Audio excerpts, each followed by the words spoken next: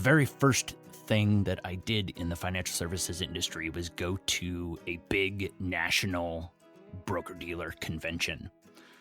For those of you not in the financial services industry, the broker-dealer is the company that actually holds your securities licenses when you are a financial advisor. They do compliance, they process your trades and commissions and things like that. And so even before I had cracked a book on getting any of my licenses, I went to this big national convention. I think the firm at the time had between 3,000 and 4,000 financial advisors, which back in 1996 was one of the biggest in the nation for independent financial advisors. And of course, these big conventions are hosted by a number of product vendors. I would later go on to work for a number of the different product vendors in the financial services industry. But during these meetings, you have presentations that are speakers on different topics and ways to improve your financial advice practice and help your clients. But then you also do roundtables, and the roundtables are with the product vendors who are supporting that convention. So many people would be familiar of kind of the trade show where you go into a big room and everybody has their booth and you walk around and talk to the different vendors. There definitely was that, but then there were also these roundtables where you'd go in and sit down and listen to different presentations from the different vendor companies. Now, remember, I had not even cracked a book. I didn't know anything about the financial services business other than what I knew as just a kid growing up and, investing, what I had learned about investing on my own during high school and college. And you can imagine not a lot of that information really sunk in. But the one thing I remember, so this was the summer of 1996, was that there was a consistent message from a number of product vendors at the time, and that was the baby boomers are coming. It's all about income. It's going to be all about income in the future. And that really has framed my entire career in the financial services industry. So thinking back now, I think I expected at that time that we would be the Jetsons in the future and have all kinds of new and exciting, exciting for financial professionals, not for understand my nerdness there when I say exciting things to offer the retail client in the world of income. And the reality is that a lot of those things have developed, but we are still really in the infancy when it comes to income planning. And that is a lead in to episode 36 of the Valuability Podcast, because today we are very excited to have the co-founders of Income Lab, which is a financial planning software tool that focuses on financial planning in a really new and different way and is really focused around that end goal of generating income. So we're very excited to have them on the podcast this week. The Valuability Podcast is for financial professionals, business owners, and anyone interested in financial planning, business, leadership, and personal development. We believe that financial success comes from building a plan on the foundation of your values, and building your ability will help you get there. My name is Danforth Fleek. I was a financial advisor and product wholesaler for over 20 years. I am normally joined by my co-host, friend, and mentor, Philip Simonson. Philip, however, is off this week, so I am going to be handling the episode this week. You can find the Valuability Podcast on Apple Podcasts, Spotify, Stitcher, and TuneIn. We also have a YouTube channel. Search Value-Ability on YouTube to find us there. Also, on our website, value-ability.com, under the episodes tab is our episode player. You can find all of our episodes there as well. Wherever you find us, please like, review, subscribe, and share. Sharing is the best thing you can do for us at this point. If you like our content, please pass it on to someone that you know that you think would also be interested. If you'd like to connect with us, you can email us at info@value-ability.com. Again, that's info@value-ability.com. And you can also touch base with us via our social media links. Our Twitter, Instagram, and Facebook links are all on our website, value-ability.com. Click on the Contact Us tab to find all of those there. Income Lab, you can find them at www.incomelaboratory.com. If you find this discussion this week interesting, definitely log on to their website. You can schedule a demo to take a look at their software package right there on their website. You can also connect with them on Twitter at We Are Income Lab on Twitter, and you can also find them on Facebook, www.facebook.com/Income Lab, all one word. So we will have to wait until next week to hear about Philip's exploits while hunting. And since I don't have anyone to chat with, we will just go ahead and jump right into our main section with the co-founders of Income Lab.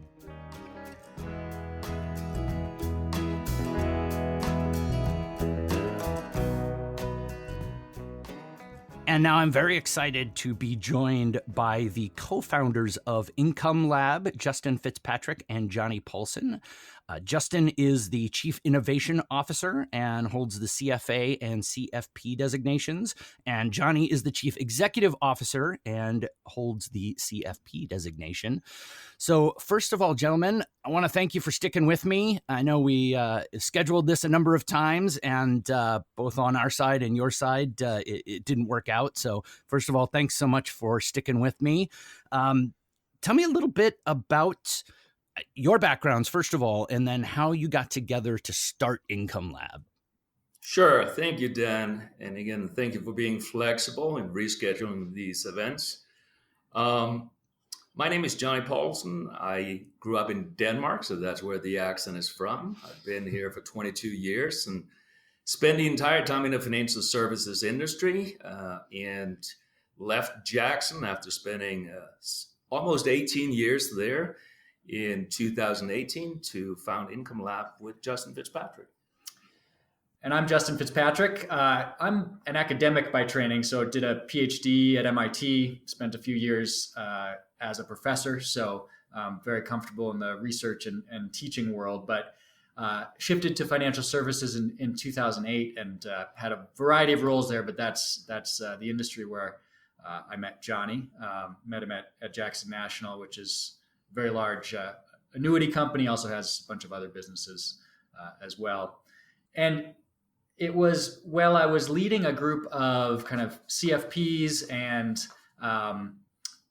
advanced financial planning consultants at Jackson National that I really started getting interested in the state of the art in financial planning, and did a lot of research kind of into what people were saying, the best ways to do financial planning, and was pretty shocked to find a really large gap between kind of the best ideas out there. And there's a lot of great practitioner research and academic research in financial planning.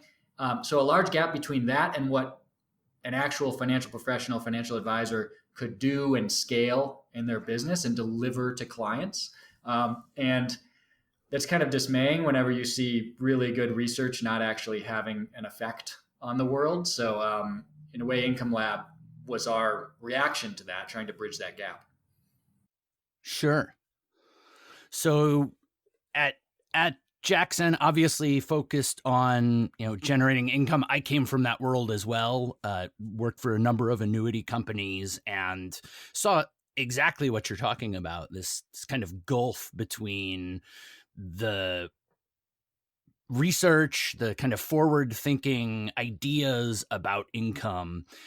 Interesting, I started out the episode with a story about my very first financial services conference back in 1996. So I'd literally just been hired, hadn't even cracked a book for the Series 7 yet. And they shuttled me off to the national conference because it was that next week. And they wanted me to get a feeling. And of course, like, imagine sitting at wholesaler roundtables with zero background in the industry. But the one thing I remember was about half the wholesalers' story was, it's going to be about income. The baby boomers are coming. It's going to be about income. And over my entire career, I just kind of saw, I always expected that we'd be the Jetsons by now, right? That we'd have like, oh, this income, crazy new income stuff. And really I've seen it kind of lag behind there. So it's in that realm that you guys started out. Tell me a little bit about the research that led you to wanting to go this specific direction. Yeah, I mean, there's some pretty heavy hitters in kind of the financial economics world that basically tipped me off that there's something big here. So, Bill Sharp, for example, at Stanford, he's retired now, but even put out a very large tome on retirement income planning a few years back. Bob Merton at MIT, both of these guys, Nobel Prize winners. Merton actually teaches a class on retirement income. So this is a really hard and interesting problem.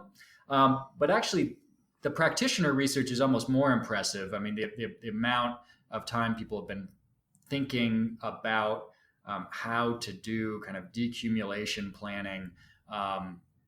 We're going on, 30 or 40 years of this. So you're right that this has been coming for a while, but you're also right that really there's been very little in real innovation, at least in the financial planning software world in that time.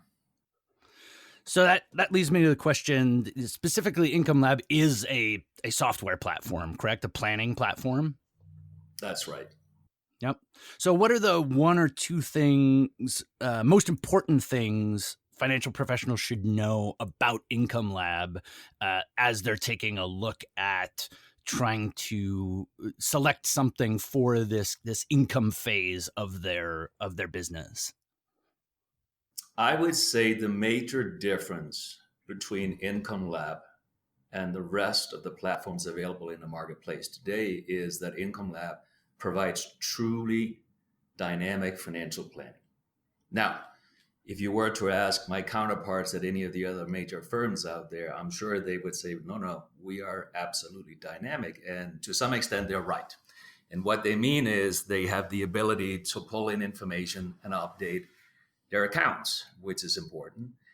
But it doesn't hide the fact that they are updating these account values into static plans. And that provides subpar results, right? So what we see is really better outcome for retirees, right? Typically, we see anywhere from 10 to 30% more income with less risk.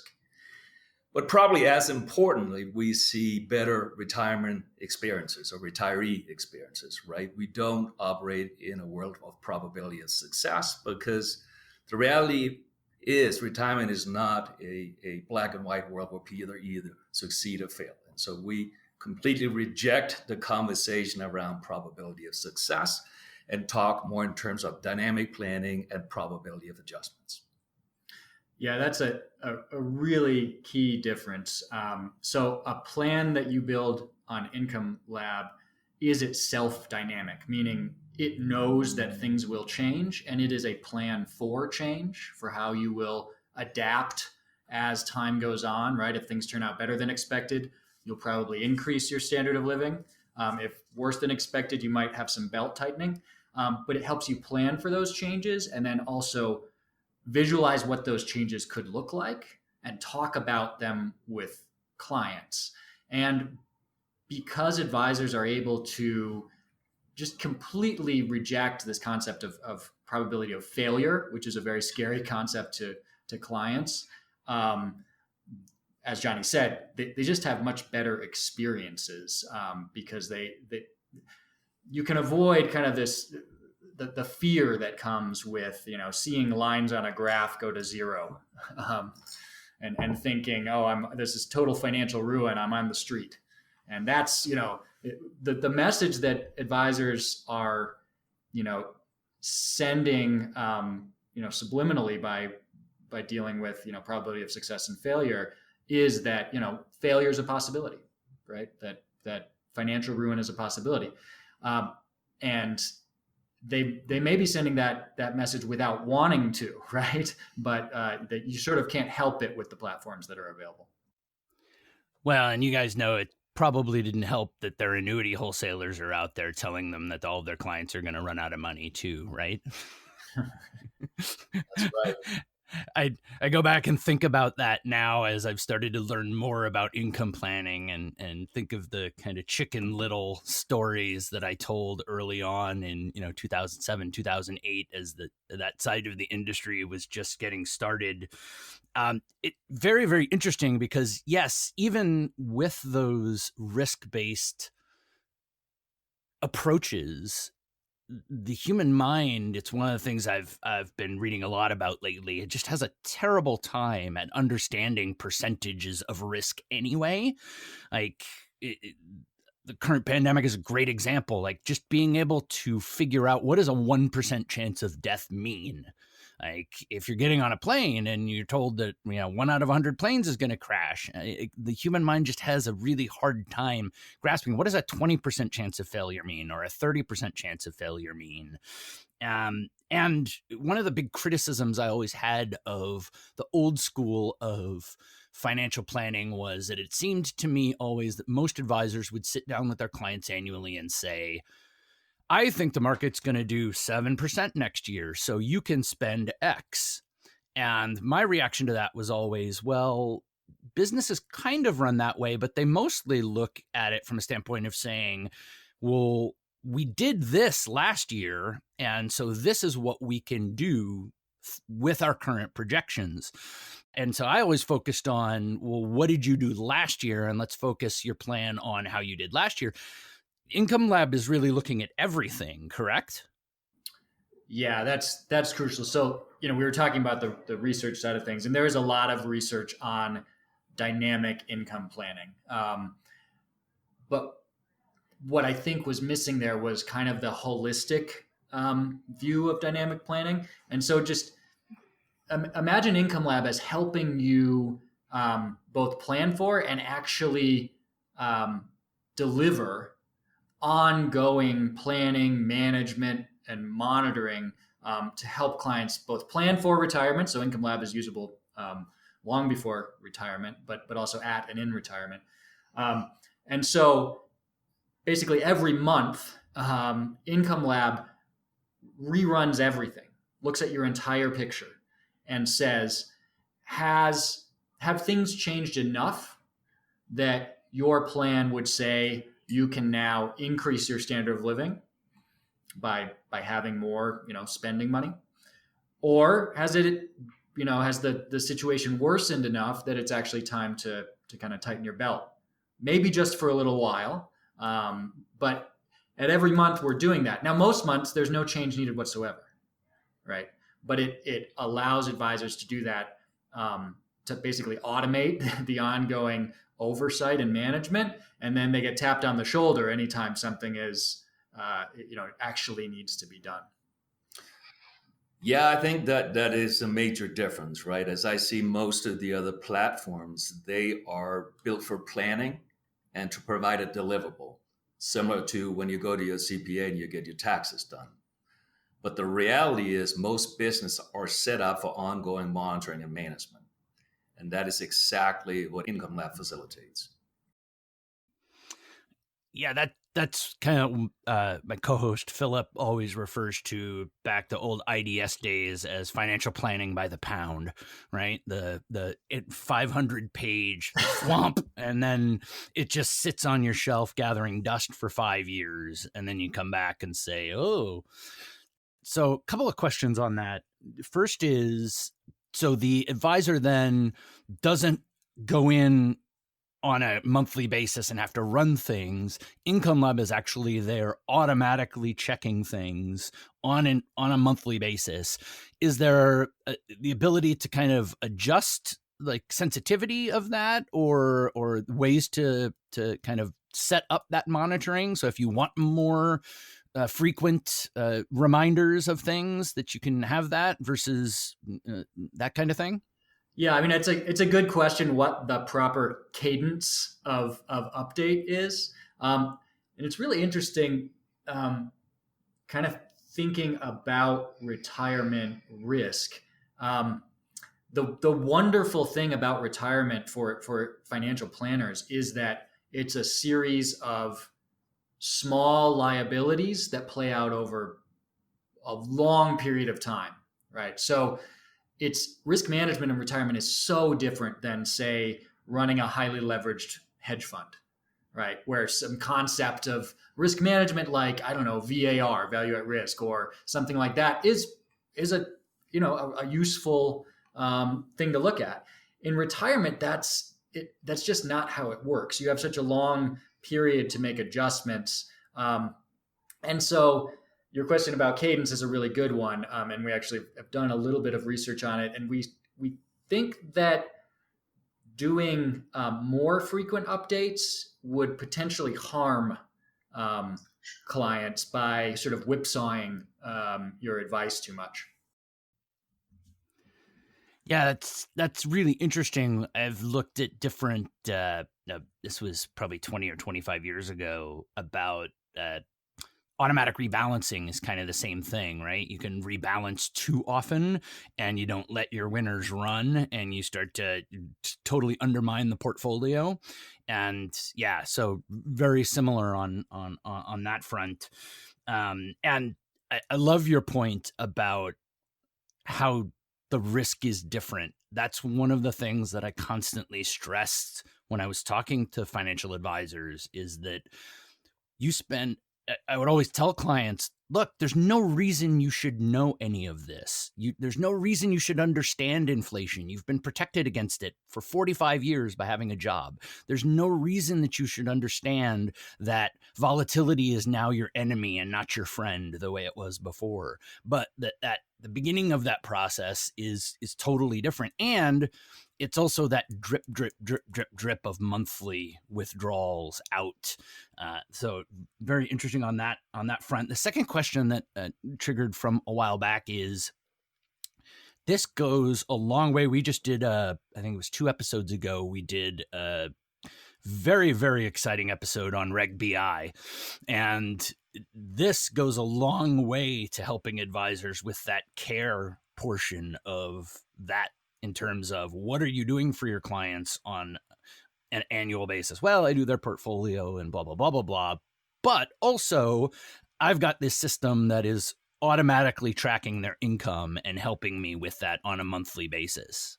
Yeah, that's right. We a lot of the firms that work with us are very excited about that aspect of it.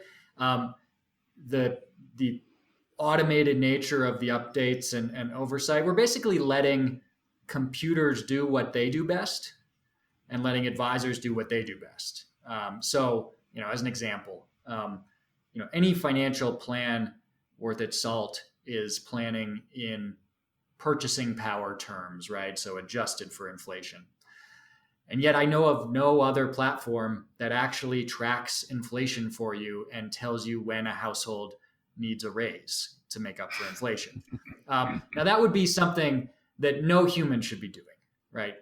That is tailor-made for computers to do for you. Among many other things, Income Lab does that. So we track CPI. We tell you when when inflation's up enough to make it administratively worthwhile giving someone a raise. Very interesting. You mentioned it a little bit before, but just tell me a little bit more about, like, obviously with the name and the discussion we're having, it focuses on the decumulation phase, but this can be used as an entire portfolio management system, right? People don't need to go out and get a separate section for saving for retirement and then have Income Lab as a separate piece, correct? That's right. The initial thought when we started out Income Lab was to focus on decumulation, just because we thought it was Well, it was obvious to us. It was a relatively easy place to make some major improvements. But as we engaged with advisors, as we got early adopters, we found it to be obvious as well that there are other places in the financial planning process that we could enhance it well. So, we are about to launch our advanced tax module next month, which is another area. There is, plenty of opportunities for advisors to showcase their value propositions to their clients. Yeah, and I think of the word income in the name as, so I mentioned Bob Merton earlier, and one thing I heard him say was standard of living is an income concept, not an asset concept.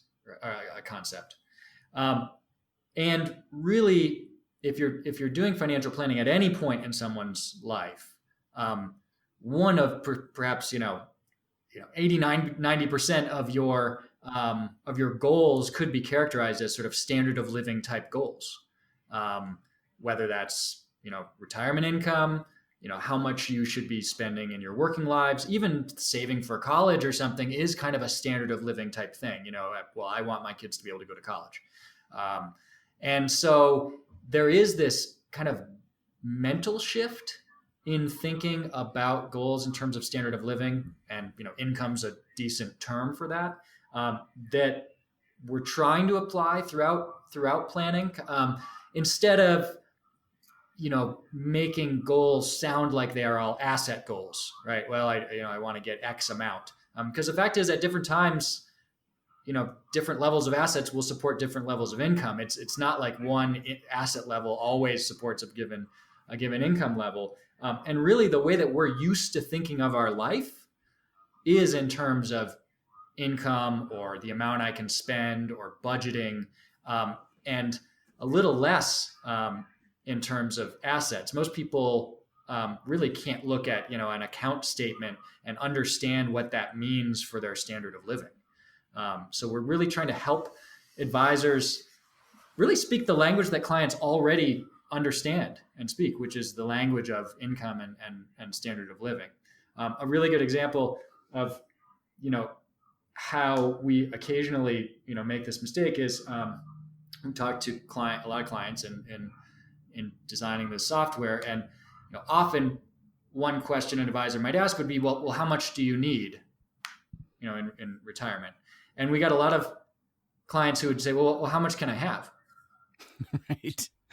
Which is that's the right question, because in our working life, that's you don't sit here and say, well, I need $100,000, and so I'm marching into my boss's office and telling him that I need a raise. I mean, I go for it, but normally we just spend less than we make, and save, and we're good, right? So we adjust to what life gives us, and not say, well, ideally I would have this, and I'll live my life in that fantasy world. That's really interesting. One of the things that I used to always say to financial advisors, and this goes back to an episode, one of our very first episodes. Episode 4 was, I think, the need, fun, love was what we called that presentation. And it was kind of the old school income planning pyramid, right? You put your needs on the bottom, your wants, and then the legacy money. And so very 2010 to 2015 in terms of the types of income planning. But the switch that I talked about was the fact that when sitting down with a client, I would say, hey, look, you've done great. You've saved, you've budgeted, you worked hard, and you saved this big pile of money. So now that you've spent 45 years learning how to manage your household, let's throw all of that out and do it a completely different way that you have to relearn by living off of your assets. And people would kind of stare at you funny, and I would say, no, that's the dumbest thing ever. You already know how to manage your household. We just need to set you up to manage things exactly the same way as you were doing it before. And so that's very interesting that you've kind of tied that rope through in terms of the same kind of concept that, hey, we we want this to be the same all the way through. But I've never really thought about it from the standpoint of having people start thinking of the goals as income-based goals earlier than at retirement. So starting that conversation much earlier. So that's a really awesome upside of using a platform like this. So does Income Lab then take into account forms of guaranteed income, such as Social Security? Obviously, Social Security, I'm sure, plays a part. Income annuities, pensions, things like that. It takes all of that and then incorporates that into your income plan. Yeah, absolutely. I mean, it, in a sense, for a retiree, it doesn't really matter where my income is coming from, right? You tell me what my paycheck is. So for a very large segment of the population, Social Security is, at the core of that. Certainly, if you're lucky enough to have a pension, that's part of that core. It's fairly simple to model things like immediate annuities, deferred annuities, and so on. And we actually have on our product roadmap is some more robust accounting for things like variable annuities and more complex products of that sort. But the goal of Income Lab is really to help an advisor build a financial plan and in the retirement period, a retirement income plan that meets all kind of their clients' goals and preferences and so on. So it could be that for some clients more kind of sustainable, dependable income is better, and for others, they're perfectly willing to accept some of the risks and rewards that go along with more of their income coming from kind of non-insurance products, portfolio withdrawals and so on. And really the upside is you really get a chance to explore what retirement really could look like. An example of this, Johnny, I know you worked with this firm a little bit more than I did, but we had an advisor at a firm who had a lot of people who were kind of in what you'd think of as pre-retirement mode, but pretty close to retirement, 5-10 years out, who those clients really kind of wanted to retire. But running a plan on kind of standard technology you'd see today with probability of success, they weren't getting very high probability of success measures. Johnny, what kinds of numbers was she getting? Yes, he was looking at success ratios in the 60 to 80%, right? And some of them even down to 50. And clearly using the incumbents type of technologies, a 50% probability of success would be scary. It kind of feels like you're going to Las Vegas and rolling the dice. Yet, when you plan in a dynamic world where you expect change to take place, you will see that you get a much better understanding of really the risk associated with that type of planning, right? And what we found there, Dan, is that the vast majority of these ladies in this particular case in their mid to late 50s actually could retire if they were willing to take on the possibility of making downwards adjustments really in around the 10 to 15% range at the very top end. And most of them, which is as important, would actually end up spending more than what we planned for. So it allowed them a much really more accurate way of looking at what type of decision am I making here? It's not a decision where retirement is binary. We're not living in a black and white world, right? We're living in a world where we make educated decisions. And you can only do that when you work on a dynamic platform that have the ability to show possible outcomes. And the reality is pretty much any financial plan, at least viewing it historically, and our data goes back 150 years, will show you that minor adjustments could have saved pretty much any financial plan, right? So we're not talking about 30 or 40% adjustments, more likely in the 4 to 5% rates. And that is a completely different conversation to have with the clients. Matter of fact, I had a similar conversation with my neighbor when I moved back here to Colorado. Kevin is 58 years old. and he is about a year and a half out of retirement. And he is married to Gabby, who's 10 years younger than him and in very good health. And in Kevin's mind, Gabby is going to outlive him by many years. And he had a financial plan done that gave him a 90% probability of success, which is very good. We all know that. However, that is not how Kevin felt about it. Because in his world, Gabby was going to outlive him by many years, and therefore she would have a 10% probability of failure and being on the street when he was no longer here. And so when we ran the plan for him, showing him that in his case, the worst case scenario we found, and this is going through 2 world wars, the Great Depression, and so on, was a 5% adjustment on the downside. Now, Dan, I think we can agree that a 5% adjustment certainly is an inconvenience, but it's not failure.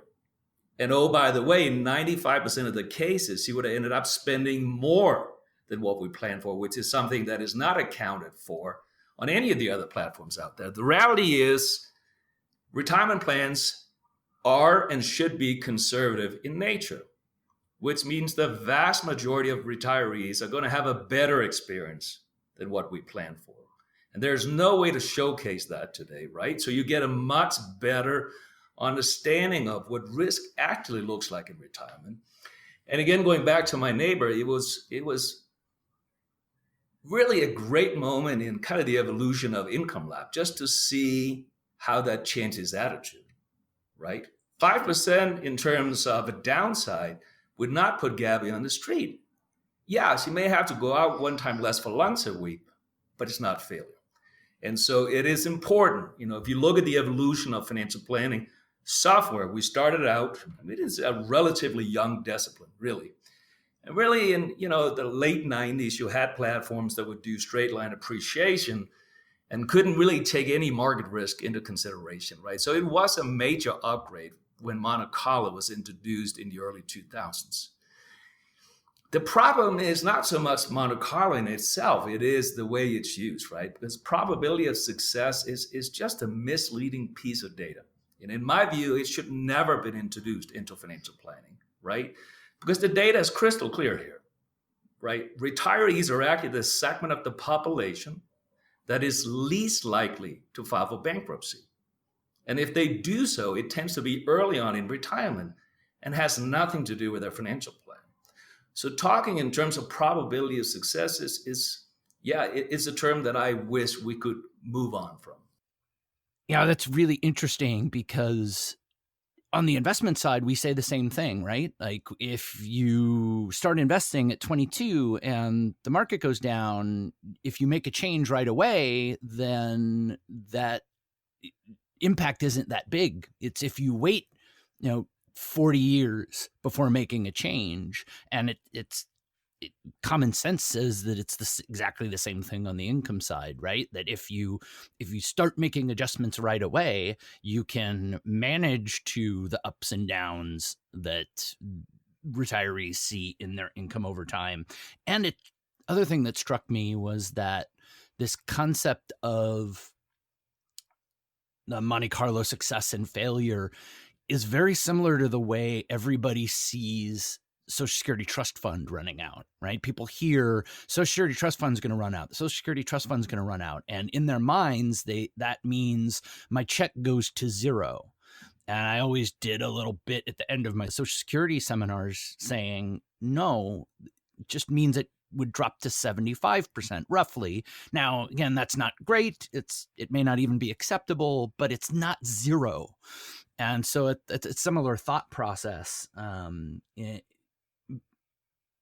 Interestingly, as I have, left the full-time employment world and started my own business, I am very much a zero-sum mind. I look at my bank account and think, how many months can I make it before I'm at zero?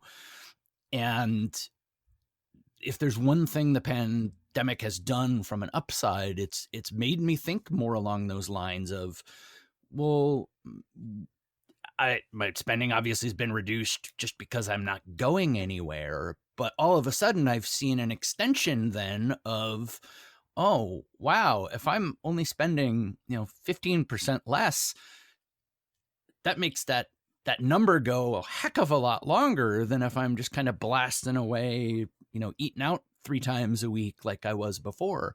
And that little trim has a really tremendous impact. So I've experienced that same kind of effect in terms of doing that. And I do have to go back and just say, as soon as I asked you the question about the guaranteed income, I realized that it wasn't actually all that great of a question. But does it?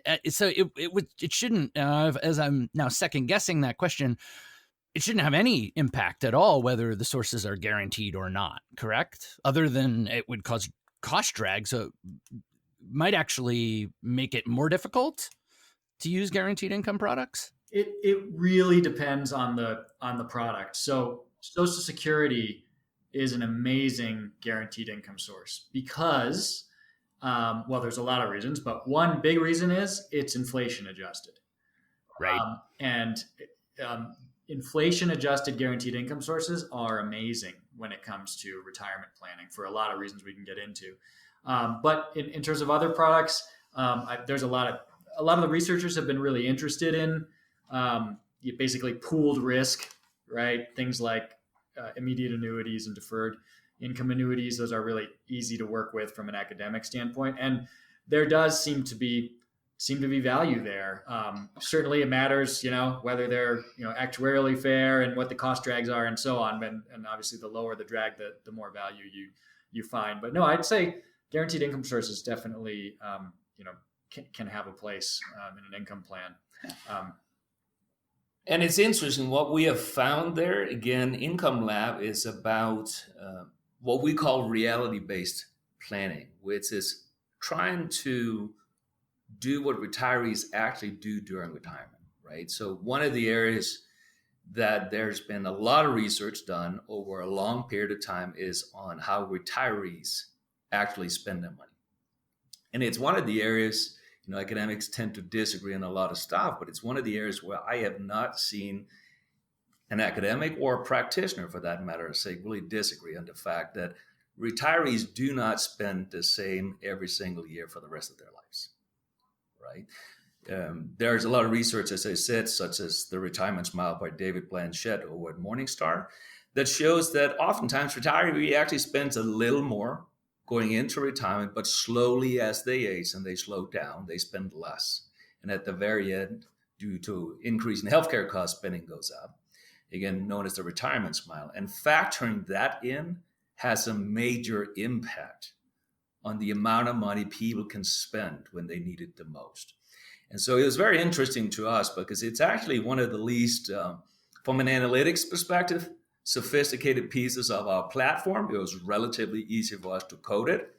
It has a major impact. Typically, we see about a 15% increase in income upfront when it's needed the most. Yet, to my knowledge, no other platform has gone the way to actually implement it. And so, as we continue to pursue the reality-based planning, where we actually plan on the retirees' turf, the way they do it, not on a stochastic analysis, probability of success type of world, but a reality-based framework, the clients tend to be much better off. They get more income and less risk. And at the same time, have a better experience, right? It's not that, oh, I have a 10%, 15, 20% probability of being on the street. That is just not what happens in real life. And that is not how real retirees experience their retirements. And so as we see stat coming out all the time, right, 10,000 Americans are retiring every single day, we find it's quite frankly not just an opportunity for us at Income Lab, but it's a responsibility for us to bring better analytics and better experiences to retirees. That reminds me of a conversation I had numerous times talking about guaranteed income products when I was wholesaling, in terms of advisors don't see the failure, right? The advisors don't, when they sit down and they look at their book of business, there isn't even, they can pull one example of somebody that died prematurely that didn't have life insurance, right? And that risk they can see. If they have 200 clients, they're going to have at least one or two people that die prematurely. right? But what they don't see is the person that quote unquote runs out of money. They see people getting compressed and people reducing their spending and inflation eating away, but that's not resonating in their mind as a quote unquote failure, because the way that normal planning software looks at it is, no, the account value has to go to zero for it to be failure.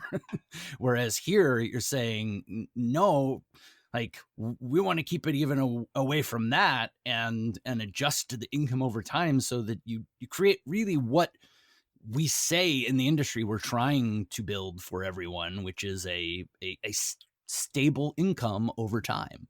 Well, it's a good point. I think a lot of advisors are trying to provide ongoing planning and management, and they are trying to talk in terms of adjustment.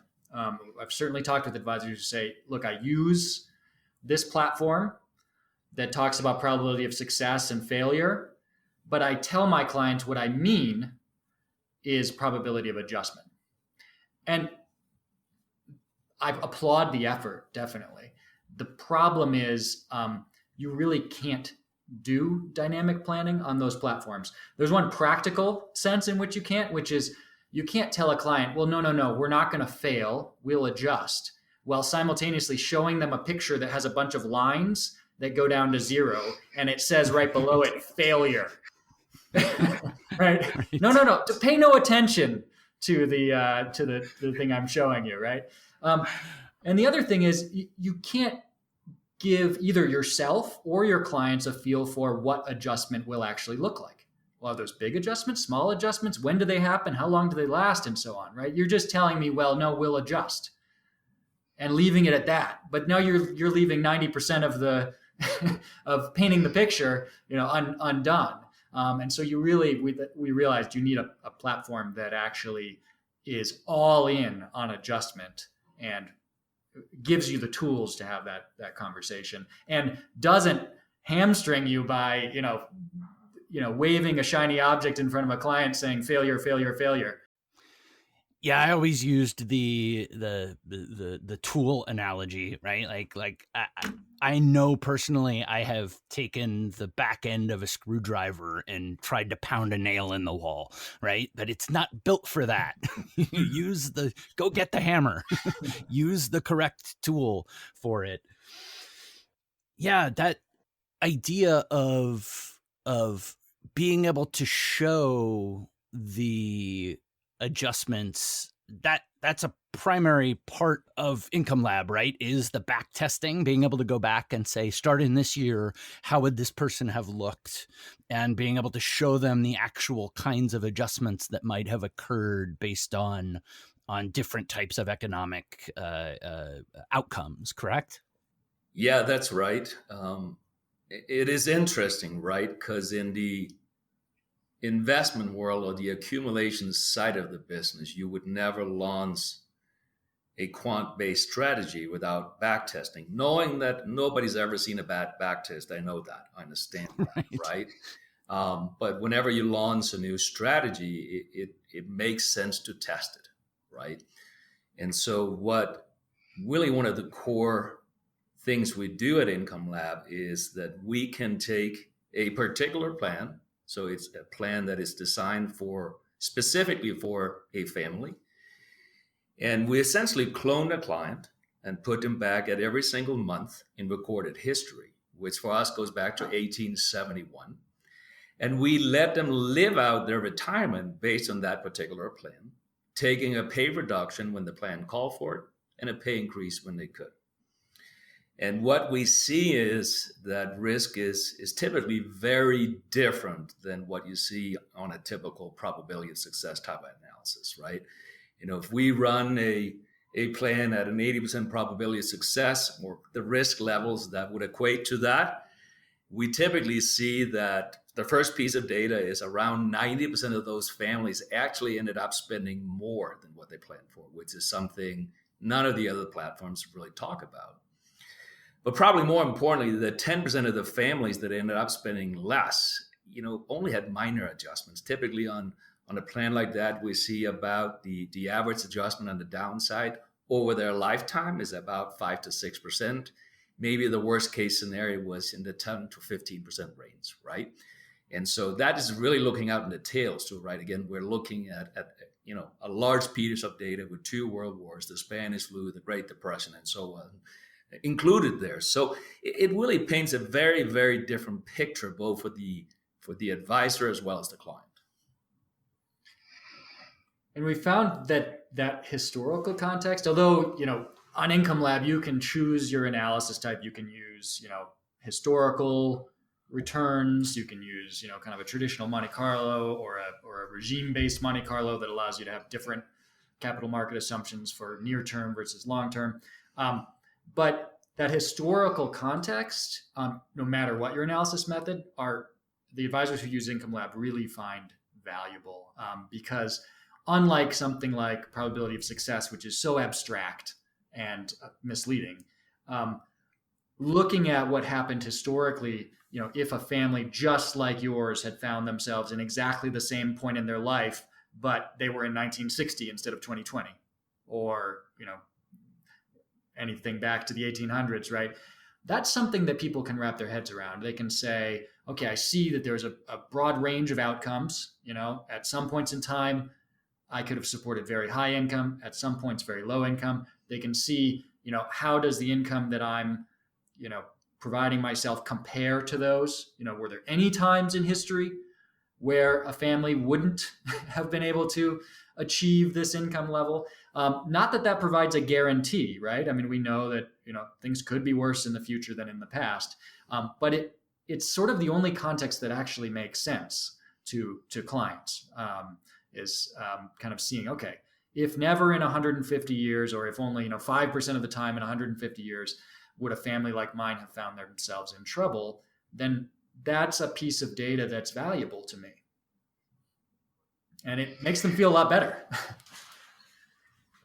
Yeah, it really kind of is the missing piece. I always talked to people about thinking of their retirement as essentially running a business, right? And your goal is to make sure that you can pay your employees, right? So start thinking of yourself as a business owner, and so then you're kind of balancing out that.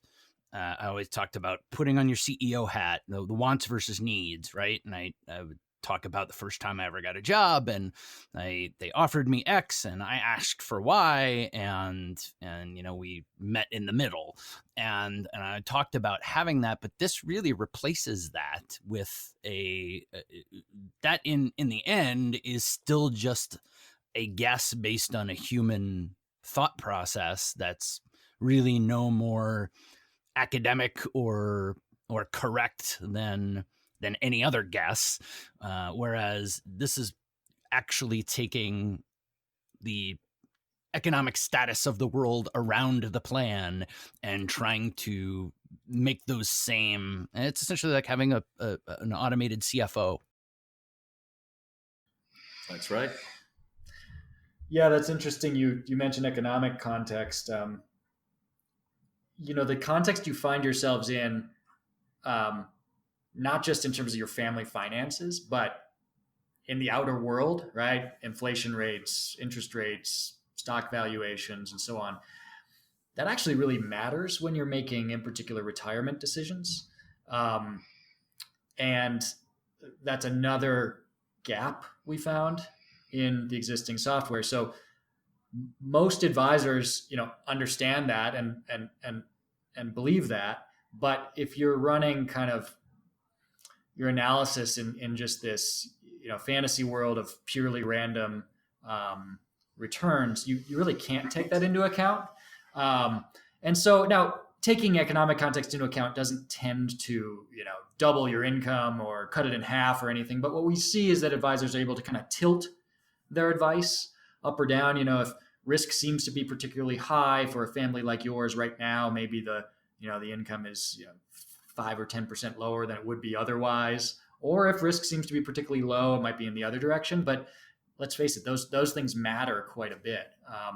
And if you're not kind of taking that into account, then in 2008 or 9, Your software is telling you after, a 40% drop in the market that another 40% drop is just as likely as it was a year ago or 2 years ago, right? Right. And just historically, that hasn't been true. And so, you get people maybe tightening their belt too much in those situations. Yeah, it's the same set of biases that people have when they're looking at investing on the other side, right? It's at the bottom of the market, everybody's running for the hills and wanting to go to cash, and when the height of the .com, everyone, every bartender is getting on E-Trade and now Robinhood, right? It's just that same cycle, but just on the other side. So we are getting close to time to wrap up. I just wanted to give you an opportunity to say, is there anything we missed or anything else about Income Lab that you want to make sure that listeners hear? Yeah, I think, one of the other areas we find a lot of interest is talking about longevity, right? It's something we talk about: retirement risk. Is there retirement issues out there? Do we have a retirement crisis? And we talk about the fact that medical advances has increased our life expectancy, and how do you probably reflect that into your plans, right? And it's interesting. It's actually one of the areas where I find the status quo, the incumbents, are least sophisticated. They'll essentially ask you, Dan, how long would you like to plan for? Which is a different way of asking, when do you expect to pass away, right? Kind of a difficult question for anyone to ask their clients. But probably more importantly, it's impossible for the clients to answer the question, right? And so what we see, David Blanchett just came out with some research about that particular space. And I think it was based on something like 27 plans that were done actually in Canada. I believe they own that planning software up there. And it was interesting. I want to say 90% of the plans ended up being for a life expectancy to 90 to 95. Right? So it tells me there's not a lot of thought going into it, right? We're just setting an arbitrary date out there. What's also interesting is if you're 65 today, in particular, if you're male like the three of us are, our life expectancy is certainly not 95, right? But I understand why people plan to 95, because if you only have one shot at it, you don't want to be wrong in the short end, right? And so that makes a lot of sense. But again, that assumes you're planning in a static world, right? The reality is you have many more opportunities to look at your life expectancy throughout your retirement. And so at Income Lab, we actually build a full-on actuarial model based on the Society of Actuaries Retirement Plan Participants, which the data you're going to see there is quite different than what you typically see in the press, which is based on Social Security data, and nothing wrong with Social Security data. But in the United States, if you have done better, if you have a financial plan, you've probably done better than the average person, and therefore your life expectancy will dramatically change. And so factoring that in makes a lot of sense, but it also is where the dynamic nature of Income Lab really comes into play, right? Because every single month we'll update these data, right?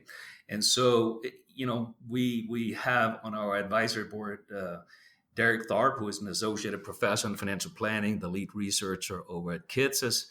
Kind of the way he describes it, I think makes a lot of sense. And we're talking about this during the NBA finals. And he said, so it is kind of like betting on a basketball game, but having the opportunity to reset your bet every 5 minutes. And clearly, if you can do that, you greatly de-risk longevity, right? And the reality is, if you always update your longevity settings, you're never going to be wrong on the short side, right? Because if you're planning to 90, at the time you're 90, your life expectancy is no longer 90, right? It's probably 95 or 96 at the time, right? And so factoring that in, again, doing reality-based planning greatly de-risked the whole longevity conversation around retirement. It's really interesting that the first instinct when you said that 90 to 95 is my first thought was, well, because that's what the software sets it at, right? That might be the default. That's fair.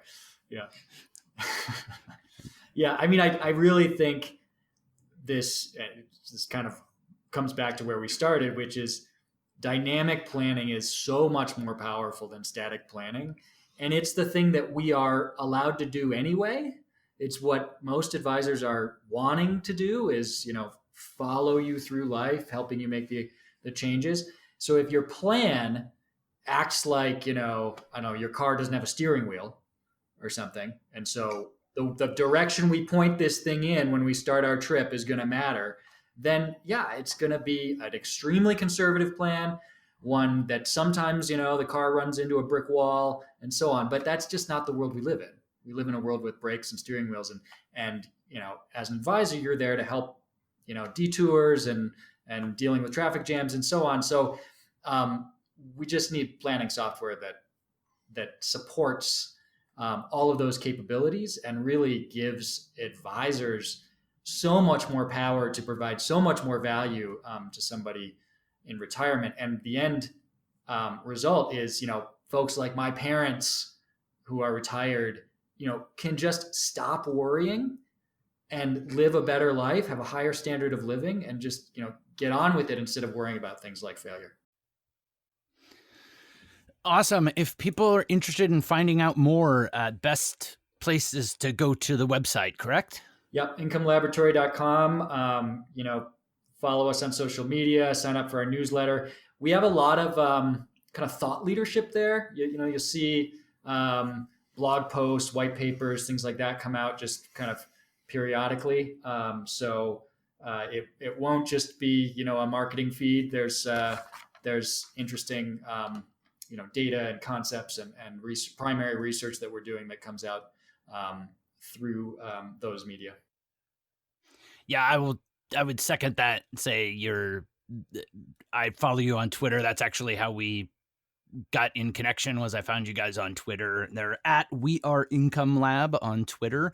And I second that. Your content is great. I retweet it quite a bit. So it's constantly new stuff. There was just one the other day on state taxes and how they impact plans. So things that are really, really useful to people. Yeah, I think one last thing I would finish off with, I like quotes, and probably one of the most well-known practitioners out there is Michael Kitces, and he has a quote that I really feel kind of frames what Income Lab is all about.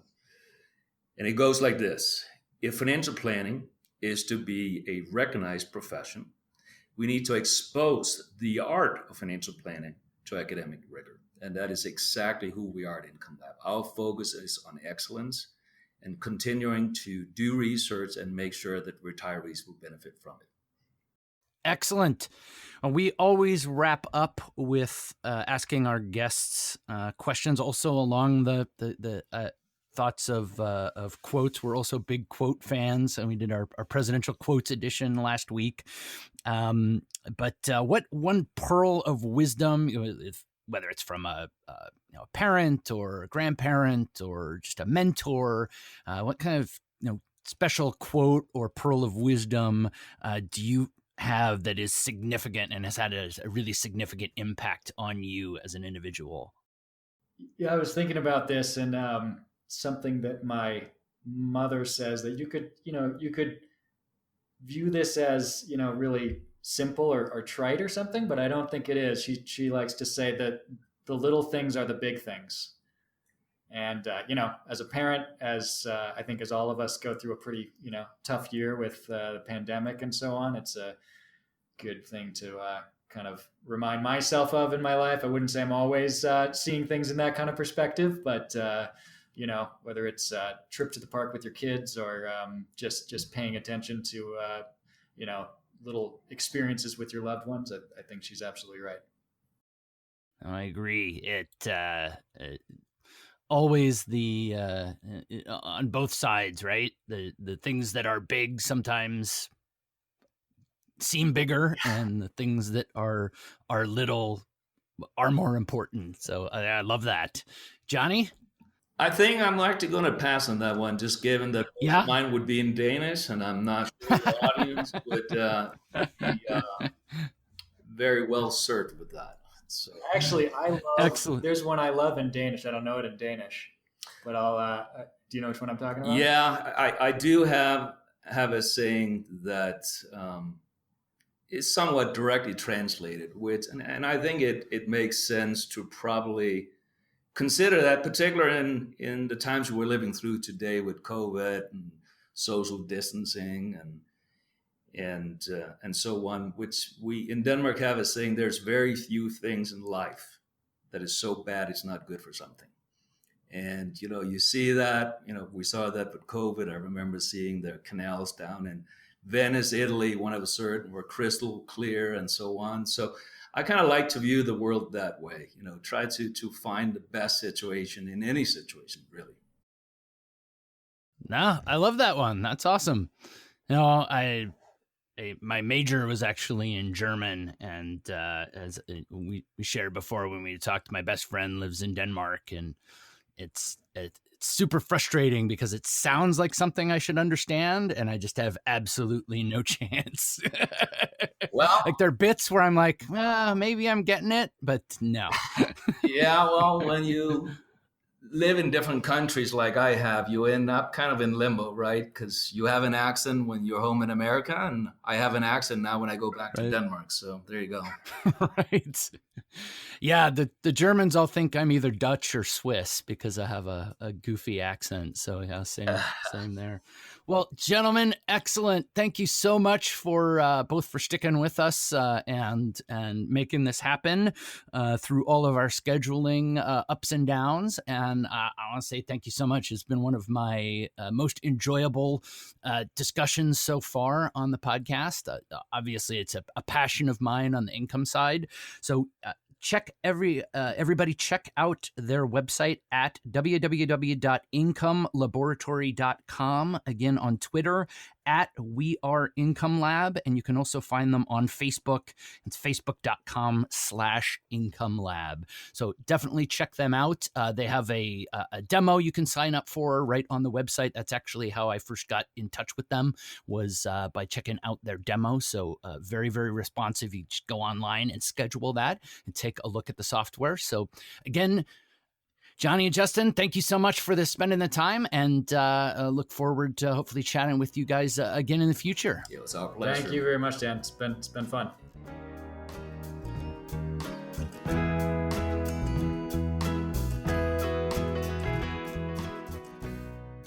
That is going to wrap up our main section for this week. I again want to thank Justin and Johnny for taking time out of their busy schedules to join us here on the podcast.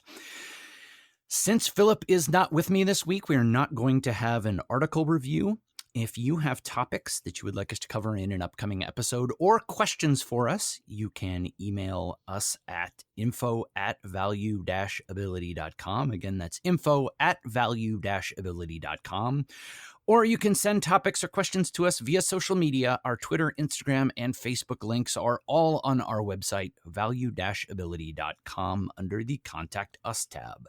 Wherever you find us, please like, review, subscribe, and share. I know we say that every week and that it's the mantra of podcasters everywhere, but every single like and review and subscription and share helps us out. So even though it seems like a really minor thing, it really is helpful. Please take the time, if you can, to do that. As always, thank you for listening. Be sure to join us next week for episode 37 of the Valuability Podcast. And until then, remember that financial success comes from building a plan on the foundation of your values, and building your ability will help you get there.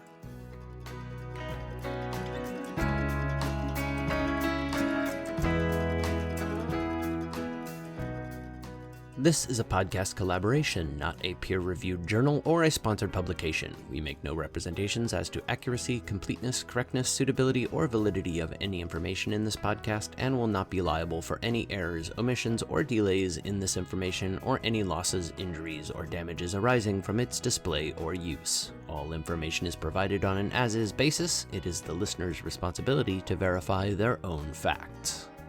You should be aware of the real risk of loss in following any strategy or investment discussed on this podcast. Strategies or investments discussed may fluctuate in price or value. Investors may get back less than invested. Investments or strategies mentioned on this podcast may not be suitable for you.